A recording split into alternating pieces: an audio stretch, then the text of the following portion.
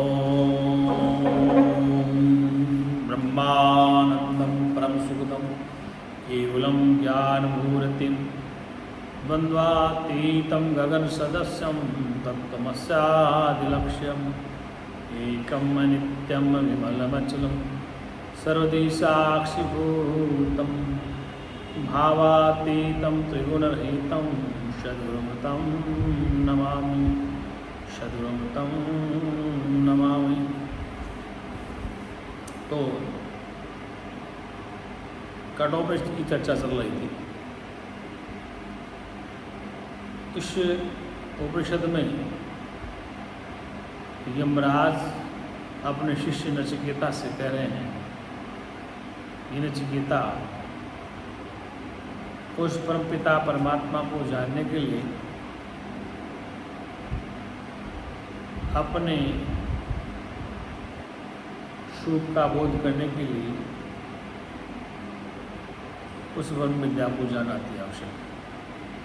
ब्रह्म विद्या एक ऐसा साधन है जिसे संसार के भव सागर से ये जीव दुखों से छूट सकता है।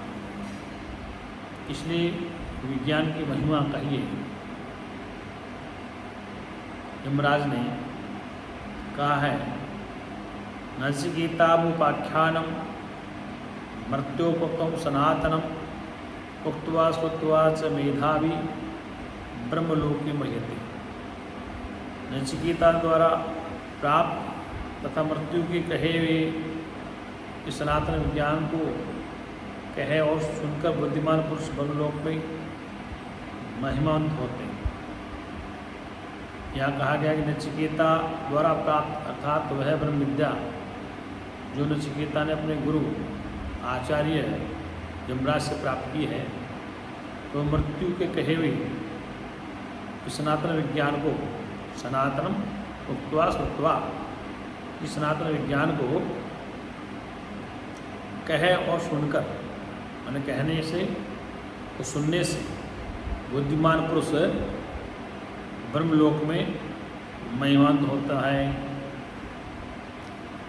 कहने का तात्पर्य कि नचिकेता द्वारा प्राप्त की तथा मृत्यु के कहे हुए यमराज के द्वारा कहे गई इन 3 वलियों वाले उपाख्यानों से, मतलब वेद के मंत्रों से, तो वैदिक होने के कारण सनातन चिरंतन है, वैदिक होने के कारण सनातन तथा चिरंतन है।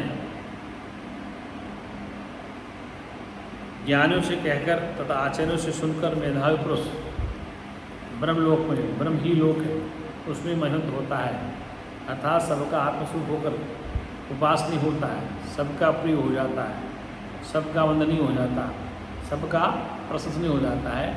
तो ब्रह्म विद्या को ग्रहण करता है, उसमें विनम्रता, शालीनता, सहजता, गंभीरता आ जाती है और अपने स्वरूप को जानकर अपने आप में मस्त रहता है, आनंद रहता है।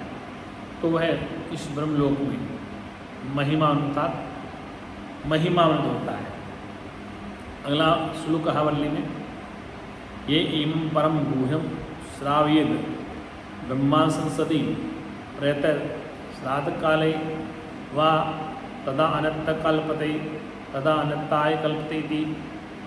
जो पुरुष परब्रह्म गुह्य ग्रंथ को अर्थात ब्रह्म विद्या को पवित्रतापूर्वक ब्राह्मणों की सभा में अर्थात विद्वानों की सभा में अर्थात श्राद्ध काल में सुनाता है, इस विद्या को श्राद्ध काल में सुनाता है, उसका वह श्राद्ध अनंत फल वाला होता है। अर्थात जो इस ब्रह्म विद्या की चर्चा श्राद्ध काल में करता है तो उसका वह श्राद्ध अनंत फल वाला होता है, अनंत फल वाला होता है। मतलब जो कोई पुरुष इस परम प्रकृष्ट और गुह्य मतलब गुप्त गोपनीय इस ब्रह्म विद्या को, इस पवित्र ग्रंथ को पवित्र होकर ब्राह्मणों की सभा में अथवा श्राद्ध काल में भोजन करने के लिए बैठे हुए ब्राह्मणों के प्रति केवल पाठ मात्र या अर्थ करते ही सुनाता है, उसका वह श्राद्ध अनंत फल वाला हो जाता है, अर्थात वह श्राद्ध बहुत ही फल देने वाला हो जाता है। यह अध्याय की समाप्ति के लिए तदानंताय कल्पते ये वाक्य 2 बार कहा गया है। इसलिए प्रथम बल्ली ये इस बल्ली का ये श्लोक पूरा हो गया। द्वितीय अध्याय का प्रथम बल्ली ये था कि ये जो अध्याय है इन वल्लियों वाला, अब दूसरा अध्याय प्रारंभ होता है।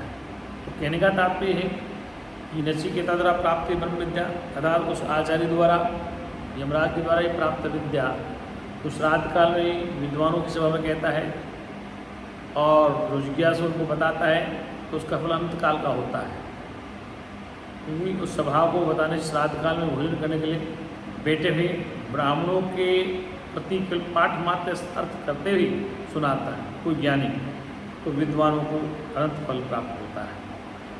अब यहाँ पर आत्मदर्शन का विघ्न इंद्रियों की बहिर्मुखता, यहाँ पर द्वितीय अध्याय में प्रथम महावल्ली में कहा गया है कि आत्मदर्शन का विघ्न, अपने स्वरूप के दर्शन में समस्या विघ्न क्या आता है, इंद्रियों की बहिर्मुखता। यदि आपकी इंद्रियां बहिर्मुखता में हैं, ये सर्वेषु भूतेषु गूढ़ात्मा न प्रकाशते दृश्यते, संपूर्ण भूतों में छिपा हुआ यह आत्मा,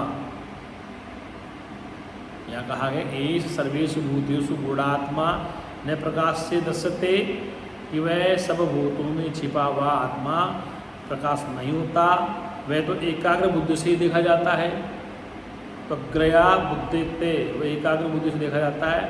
ऐसा पहले कहे पुनः प्रतिबंधो प्रज्ञावरोधेन तद्भावाद आत्मा न दृश्यते इति तद्दर्शनम, कि अब प्रश्न होता है कि एकाग्र बुद्धि का ऐसा कौन प्रतिबंध है जिससे कि उस एकाग्र बुद्धि का अभाव होने पर आत्मा दिखाई नहीं देता।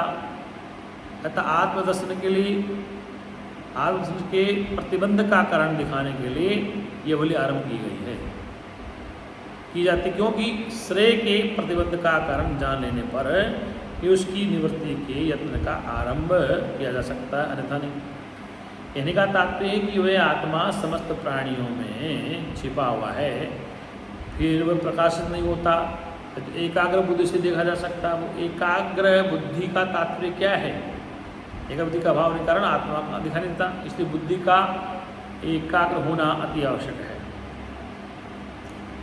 यहाँ पर कहा प्राचीन खानी व्यत्रास्त भूयम अस्त्रात् प्रांगश्चति नांतरात्मन कश्चिद्रह प्रतिगात्मानिक्ष दावृत चक्षुरमुन्नतत्क्षणम, शंभु परमात्मा ने इंद्रियों को बहिर्मुख करके हिंसित कर दिया है। शंभु परमात्मा ने, मैंने यहाँ कहा कि शंभु उस परमात्मा ने इंद्रियों को बहिर्मुख करके, मतलब बाहर की तरफ करके हिंसित कर दिया है। किसी जीव बाह्य विषयों को देखता है, हमारी जो इंद्रियां हैं ईश्वर ने बहिर्मुखी बना दी, बहिर्मुख करके जीव बाहर की तरफ देखता है, विषयों को देखता है, अंतरात्मा को नहीं देखता है। जिसने अमर तत्व की इच्छा करते हुए अपने इंद्रियों को रोक लिया है, जिसने अमर तत्व की इच्छा करते हुए अपनी इंद्रियों को रोक लिया है, ऐसा कोई भी धीर पुरुष ही प्रत्येक आत्मा को देख पाता है। कहने का अभिप्राय है कि वो साधक जो इंद्रियों को, वह जीव वायु विषयों को देखता है, अंतरात्मा को नहीं। जिसने अमर तत्व की इच्छा करते हुए अतः जो अपने स्वरूप को समझना चाहता है, अमर तत्व का अपनी आत्मा का जो बोध करना चाहता है, वह अपने इंद्रियों को रोक लिया, ऐसा कोई धीर पुरुष ही प्रत्येक आत्मा को दिख पाता है। कि जो कश्चित धीरा, जो धीर मनी जो ज्ञानवान है वही ऐसा इसको रोक सकता है और प्रत्येक आत्मा को देख पाता है। यहाँ पर आचार्य शंकर भाष्य करते हैं, क्या प्रांचित प्रागंचित गच्छन्ति खानी, जो पराग अर्थात बाहर की ओर अंचन करती, गमन करती इंद्रियां, उन्हें प्रांचित बाहर देखने वाले कहते हैं। खै छिद्रों को कहते हैं, उनसे उपलक्षित श्रोत्रादि इंद्रियां खानी नाम से कही गई हैं। वे बहिर्मुख होकर ही शब्दादि विषयों को प्रकाशित करने के लिए, वे बाहर की ओर देख करके शब्दादि विषयों को प्रकाशित करने के लिए प्रतिभा करती हैं, क्योंकि वे स्वभाव से ही ऐसी हैं। इसलिए उन्हें हिंसित कर दिया है, उनका हनन कर दिया है। वह हनन करने वाला कौन है? स्वयंभू परमेश्वर था, जो स्वतः ही सर्वदा स्वतंत्र रहता है। शंभु मानी वो सदा ही स्वतंत्र रहता है, पतंत्र नहीं रहता। इसलिए वह उपलब्धा सर्वदा पराग अर्थात वही स्वरूप अनात्मभूत शब्दादि विषयों को ही देखता है, मन बाहर के शब्दादि विषयों को देखता है, उपलब्ध करता है, नान्तरात्मन अर्थात अंतरात्मा को नहीं करता है। यद्यपि लोक का ऐसा ही स्वभाव है, कोई भी धीर बुद्धिमान जो विवेकी पुरुष कि नदी को उसके प्रवाह के विपरीत दिशा में फेर देने का, नदी की दिशा में बह रही है उसकी धारा को मोड़ने का, इंद्रियों को विषयों की ओर से हटकर उस अपने प्रत्येगात्मा को देखता है जो प्रत्यक्ष संपूर्ण विषयों को जानने वाला हो और आत्मा भी हो, उसे प्रत्येगात्मा कहते हैं। लोक में आत्मा शब्द प्रत्यक्ष अर्थ में ही रूढ़ है और किसी अर्थ में नहीं। व्युत्पत्ति पक्ष में भी आत्मा शब्द की प्रवृत्ति उसी प्रत्यक्ष अर्थ में ही है, जैसा कि क्योंकि ये सबको व्याप्त करता है, ग्रहण करता है और इस लोक में विषयों को भोगता है। क्या कहता है? ये आत्मा इस लोक में विषयों को भोगता है तथा इसका सर्वदा सद्भाव है, इसलिए ये आत्मा कहलाता है। इस प्रकार आत्मा शब्द की व्युत्पत्ति के संबंध में स्मृति है। उस प्रत्येक आत्मा को अर्थात अपने स्वरूप को एक शत देखा यानी देखता है। वैदिक प्रयोग में काल का नियम न होने के कारण यहाँ वर्तमान काल के अर्थ में भूतकाल की क्रिया का प्रयोग हुआ है। वह किस प्रकार देखता है, इस पर कहते हैं आवृत चक्षु, अर्थात जिसने अपनी चक्षु और श्रोत्रादि इंद्रिय समूह को संपूर्ण विषयों से व्यापृत कर लिया है, लौटा लिया है। वह इस प्रकार संस्कारयुक्त हुआ पुरुष ही इस प्रत्येगात्मा को दिख पाता है। एक ही पुरुष के लिए बाह्य विषयों की आलोचना में तत्पर रहना तथा प्रत्येगात्मा का साक्षात करना, ये दोनों बात संभव नहीं है। अच्छा, तो इस प्रकार महान परिश्रम से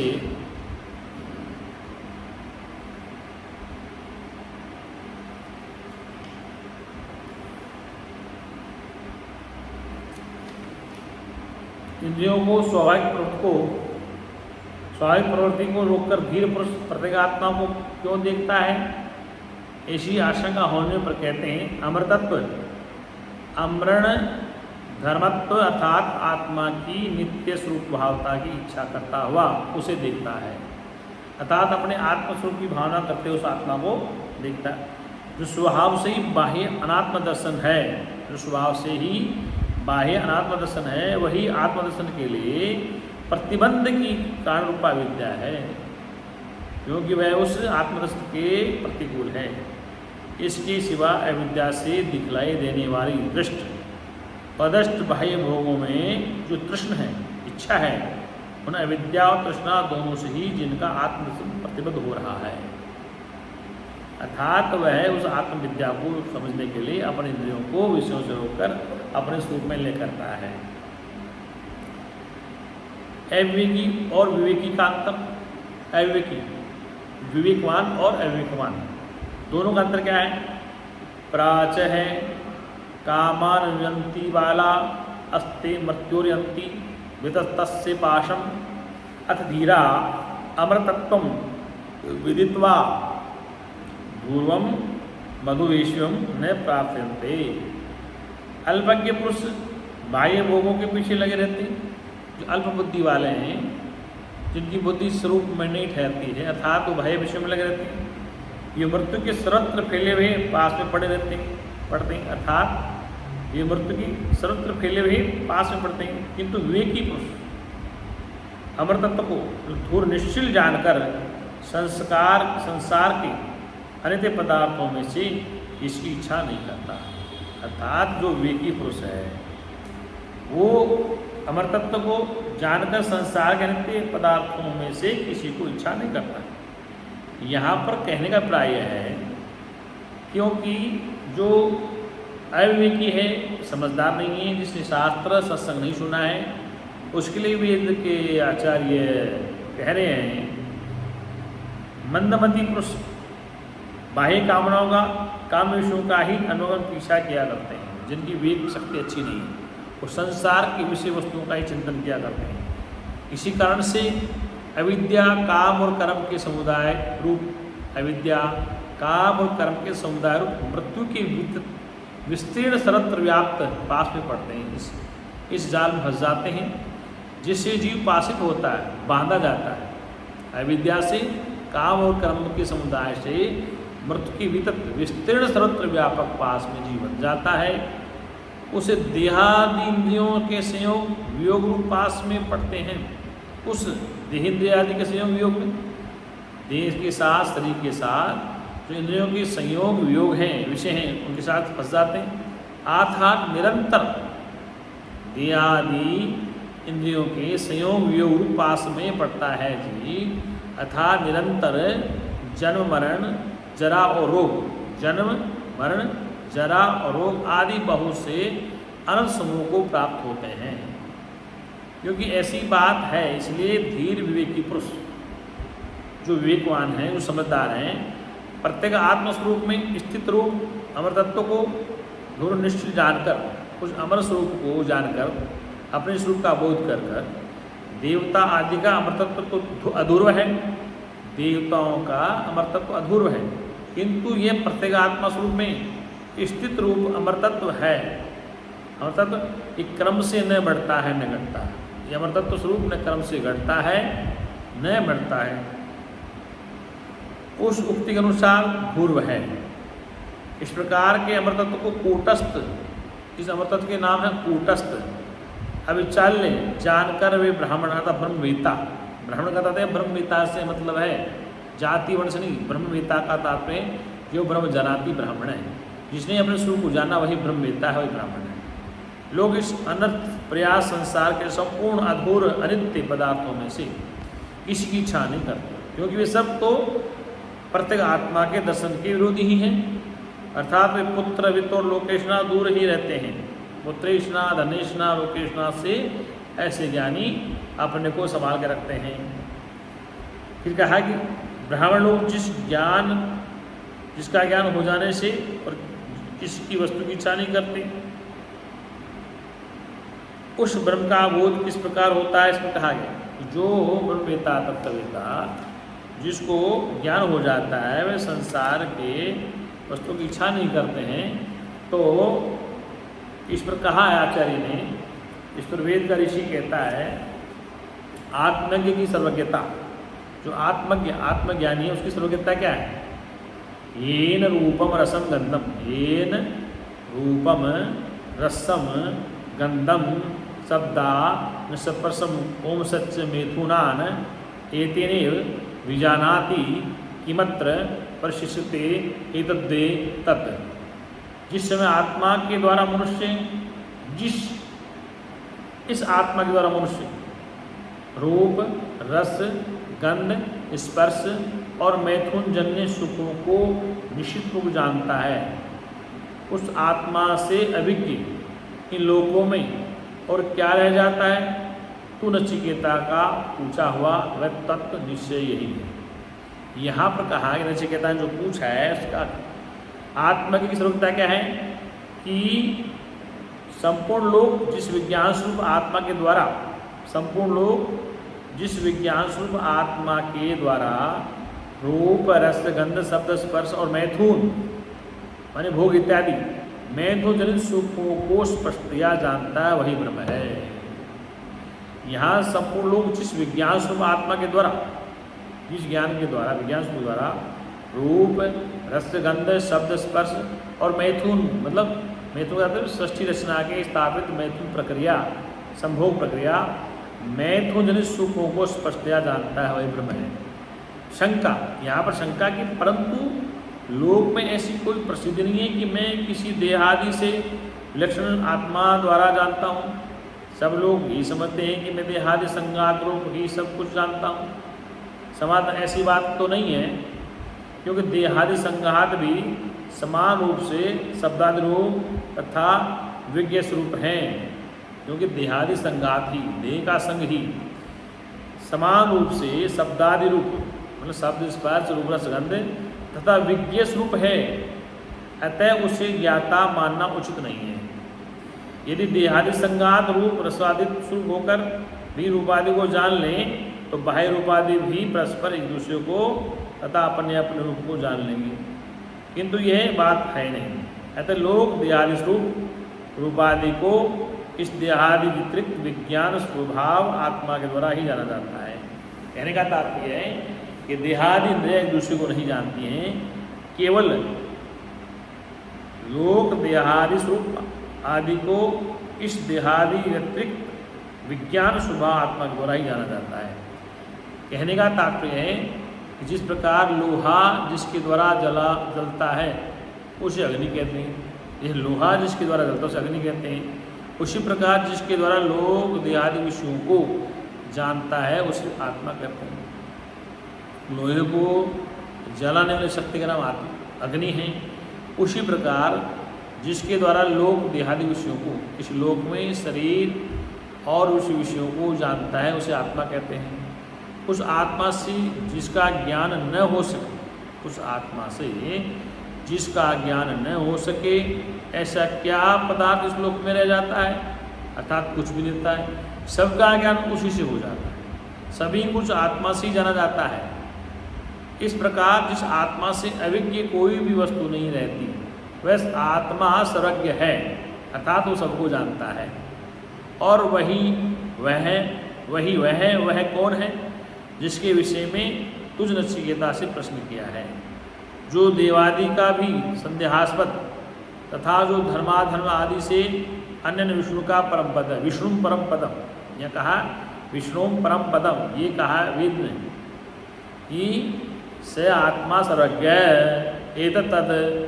फिर कहा है कि विष्णु परम पदम यस्मात् परम नास्ति तत्वा, कि वह विष्णु का परम पद है और जिससे श्रेष्ठ कुछ भी नहीं है, वही है ब्रह्मपद अब ज्ञात हुआ है, ऐसा इसका भाव आता है। विष्णु परम पदम यस्मात् परम नास्ति तद्वार एतद् भी गतिमर्थ। वह ब्रह्म अति सूक्ष्म होने के कारण दुर्विज्ञ है, अर्थात जानना बड़ा मुश्किल है, ऐसा मानकर उसी बात को बारंबार कहते हैं।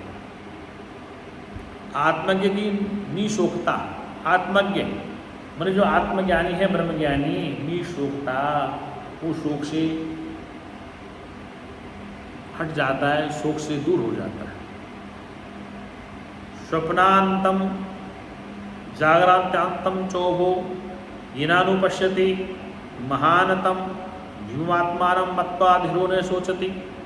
अब यहाँ वेद का ऋषि कह रहे हैं जिसके द्वारा मनुष्य स्वप्न में प्रतीत होने वाले, जिसके द्वारा मनुष्य स्वप्न में प्रतीत होने वाले तथा जागृत में दिखाई देने वाले दोनों प्रकार के पदार्थों को देखता है, जिसके द्वारा उस महान और विभु आत्मा को जानकर बुद्धिमान पुरुष शोक नहीं करता है, अर्थात दुख नहीं करता है।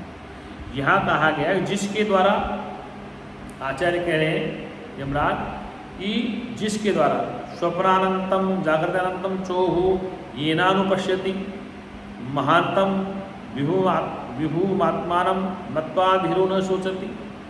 जिसके द्वारा मनुष्य स्वप्न में प्रतीत होने वाले तथा जागृत में दिखाई देने वाले दोनों प्रकार के पदार्थों को देखता है, उस महान और विभु आत्मा को जानकर बुद्धिमान पुरुष शोक नहीं करते। महानतम विभु आत्मानं मत्वाधिरो न सोचती, अर्थात वो महान पुरुष, महान विभु आत्मा अपने परमेश्वर को जानकर बुद्धिमान पुरुष शोक नहीं करता है, क्योंकि इसका सिद्धांत ये व्याख्या की आचार्य शंकर ने कहा है स्वप्नांत, स्वप्न का मध्य अर्थात स्वप्नांता में जानने योग्य तथा जागृत अवस्था में मध्य यानी जागृत अवस्था में जानने योग्य, इन दोनों स्वप्नों जागृत के अंतर्गत पदार्थों को लोग जिस आत्मा के द्वारा देखता है वही ब्रह्म है। इस प्रकार इस वाक्य की और सब व्याख्या पूर्व मंत्र के समान करनी चाहिए। उस महान और विभु आत्मा को जानकर अर्थात वह परमात्मा मैं ही हूँ ऐसा आत्मभाव से साक्षात अनुभव कर ठीक बुद्धिमान पुरुष शोक नहीं करता है। यह कहा गया है कि उसको जानकर धीर बुद्धिमान पुरुष शोक नहीं करता है, भवसागर से तर जाता है। तथा आत्मज्ञ की निर्भयता, वो आत्मज्ञानी निर्भय रहता है, निर्भयता ये एवं मध्यवदम वेद आत्मानं जीवंतिकात् ईशानम भूतभयसम न ततो विजुगुप्सते एतद्वेतत्। जो पुरुष इस कर्मफल भोक्ता और प्राणादि को धारण करने वाले आत्मा को उसके समीप रहकर भूत भविष्यत वर्तमान के शासक रूप से जानता है, वह वैसा विज्ञान हो जाने के अनंतर उस आत्मा की रक्षा करने की इच्छा नहीं करता। निश्चय वह आत्म तत्व है। कहने का तात्पर्य है कि जो पुरुष इस कर्मफल भोक्ता, कर्मफल का भोक्ता जीवात्मा और प्राणादि को धारण करने वाले आत्मा को उसके समीप रहकर भूत भविष्यत और वर्तमान के शासक रूप से जानता है कि शासक है आत्मा, वह वैसा विज्ञान हो जाने के अनंतर, मतलब ऐसा उसको बोध हो जाने के बाद आत्मा की रक्षा करने की इच्छा नहीं करता।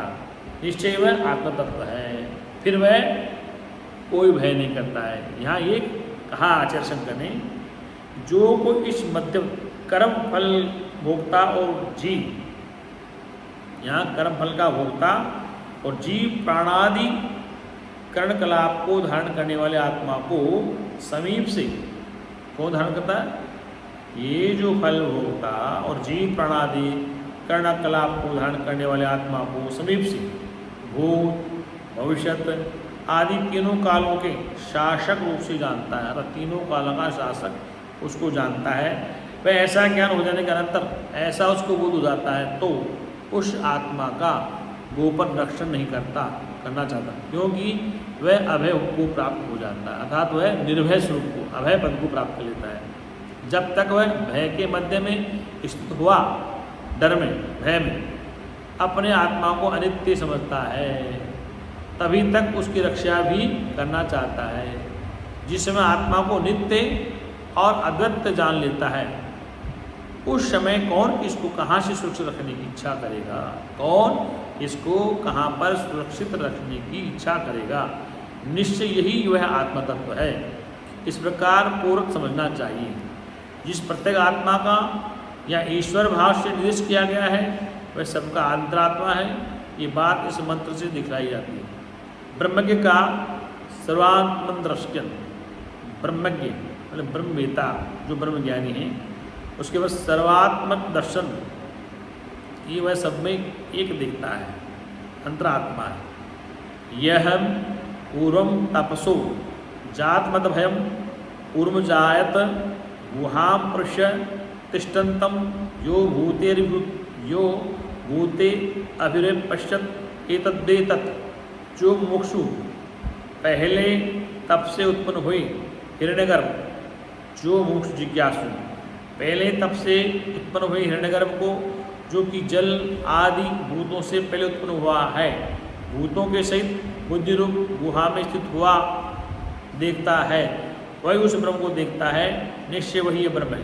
मतलब जो जिज्ञासु, मुमुक्षु माने जिज्ञासु, पहले तप से ज्ञानादि लक्षण ब्रह्म से उत्पन्न हुए हिरण्यगर्भ को, इसकी अपेक्षा पूर्व उत्पन्न हुए हिरण्यगर्भ को, ऐसा प्रश्न होने पर कहते हैं कि जो जल से पूर्व अर्थात जल सहित पांचों तत्वों से न कि केवल जल से ही पूर्व उत्पन्न हुआ है, उस प्रथमज हिरण्यगर्भ को देवादि शरीरों को उत्पन्न कर संपूर्ण प्राणियों की गुहा हृदय आकाश में प्रविष्ट हो कार्य कारणों भूतों के सहित शब्दादि विषयों को अनुभव करते जिसने देखा है, यानी जो इस प्रकार देखता है वही वास्तव में देखता है, ऐसा अनुभव करता है, वही उसे देखता है जो कि ये प्रकृत ब्रह्म है। अर्थात जो जल से पूर्व पंच तत्वों से पूर्व हिरण्यगर्भ रूप से देवादि शरीरों को उत्पन्न कर संपूर्ण प्राणियों की गुहावन हृदय आकाश में प्रविष्ट हो कार्य का रूप भूतों के सहित शब्दादि विषयों को अनुभव करते हुए देखता है। जिसे देखा है ज्ञानी वह ऐसा अनुभव करता है, वही देखता है जो ये देखता है, वही ये प्रकृत ब्रह्म है। क्या है? पश्यति एतद प्रकृत ब्रह्म। आचार्य शंकर कहते हैं ये एवं पश्यति स एतवेद पश्यति एत प्रकृतम ब्रह्म, कि वह प्रकृत ब्रह्म है। बोल सच्चिदानंद भगवान की। आज जोड़े वेद मंत्र बोली। सर्वे भवन्तु सुखिनः, सर्वे सन्तु निरामया, सर्वे भद्राणि पश्यन्तु मा कश्चित् दुःखभाग् भवेत्। ओम शांति शांति शांति।